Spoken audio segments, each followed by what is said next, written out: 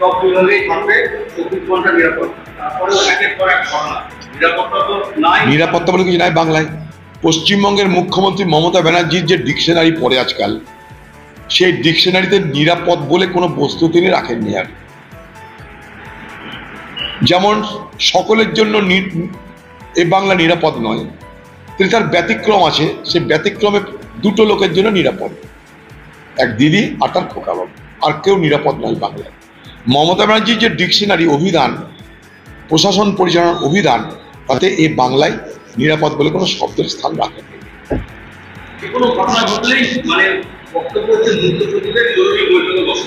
তবে বেকার নাটক করছে। বাংলায় কিছু নাই শাসন, বাংলার কিছু নাই আইন, এ বাংলার ধূলিসাৎ হয়ে যাবে।